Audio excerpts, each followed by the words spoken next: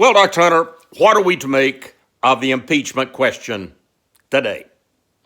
Well, first of all, I think we need to understand that the believer is to be involved in the political activities of his community.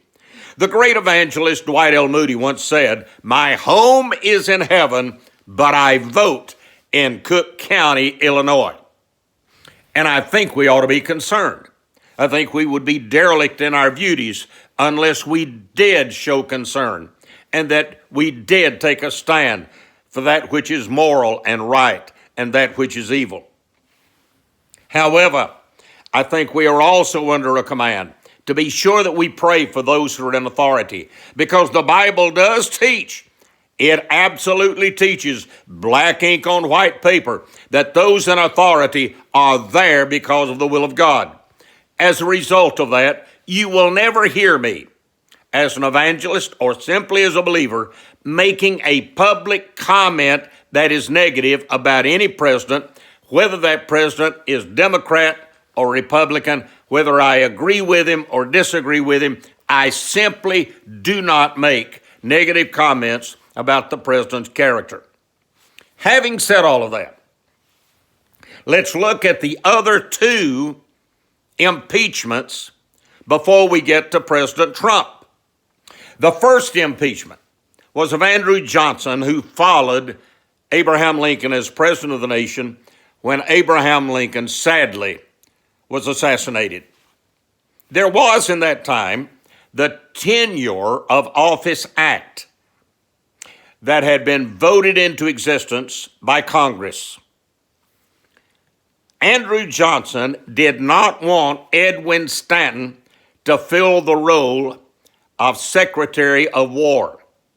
He had been selected by Abraham Lincoln. Now Andrew Johnson has replaced Abraham Lincoln. He decides he wants someone else in that position. Congress felt like Andrew Johnson was being too kind toward the southern states because, after all, Andrew Johnson was from Greenville, Tennessee, a southerner himself. As a result of that, he was seen as refusing to obey the dictates and decisions of Congress, and that was the major point of the articles of impeachments against him, that he had violated the will of Congress in firing Edwin Stanton and placing his man into that position. He was impeached by the House of Representatives, and only by the difference of one vote, he would have been dismissed from office by the Senate. It's an interesting side note. The Tenure of Office Act was eventually done away by the same Congress that had voted it in. They did away with it in 1926. That decision to impeach Andrew Johnson was a political decision largely done by the Republican Party of that time. The second impeachment was of Bill Clinton. His impeachment was because he had lied in a federal court action. There's no question that he did. And again, it was a political decision, again, by the Republican Party. I disagreed with the decision for impeachment with Andrew Johnson, and I disagreed with the reasons for impeachment of Bill Clinton. Although it was perjury, it did not rise to the level of high crimes and misdemeanors, and certainly not treason or bribery, as has been listed in the Constitution of the United States. And by the way, that phrase of high crimes and misdemeanors was actually a reflection of British law. It's a much, much higher standard than is that which we commonly think of in the United States. So as a result of that, I think it was a political decision that was made for impeachment with Andrew Johnson. I think it was a political decision by the Republicans against Bill Clinton. And again, Bill Clinton, like Andrew Johnson, survived a Senate trial and went on to serve as president.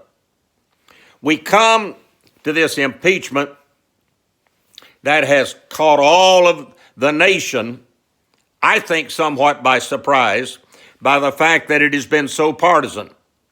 But unlike before, this time it is the Democrat Party. This time it is a political decision again. This time, the things that Donald Trump may or may not have done do not at all rise to the level of high crimes and misdemeanors. What are we to make of all this? Our founding fathers were extremely concerned that somehow, some way, that this would be a trivialized, weaponized political tool to destroy a president that maybe you didn't like, maybe his personality, maybe his policies, maybe his power, maybe his charismatic qualities. And so it would be used in order to divert away from the will of the people who had voted that president in, because now that particular political party has the power to kick him out. That was a big fear of theirs. If you look into the founding fathers and just look at their documents, you will find that Alexander Hamilton was a strong advocate for impeachment, but equally strong in his fear that it would become a political tool that would discourage the votes of the American people by somehow putting the will of the party above the will of the people and thereby disenfranchising the vote of the population. The most sacred responsibility we have as Americans that sets us apart from the rest of the world is that ability to vote our conscience. And thereby the founding fathers wanted it to be protected, and they were deeply concerned that impeachment might be a door by which a relatively few could subvert the will of the people. As a result of that, the nation is polarized. What can we do as believers? We can pray for the president.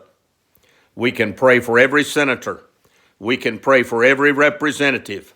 We can pray for the Supreme Court.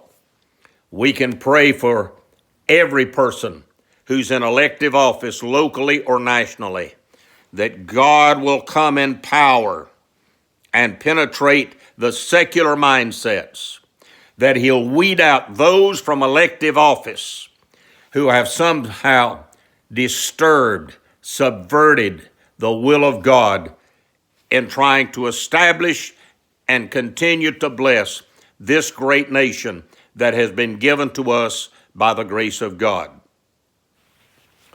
This is Evangelist Harold Hunter, and I look forward to being with you again, taking the difficult questions. I need you, if you will, please, if you've enjoyed this little telecast, simply to hit that word subscribe at the bottom of this video. It costs you nothing, but it'll help me as we get enough of those who will subscribe that I might be able to use the advantage of that to reach more people with the simplicity of the Word and the will of God. Thank you till we're together again.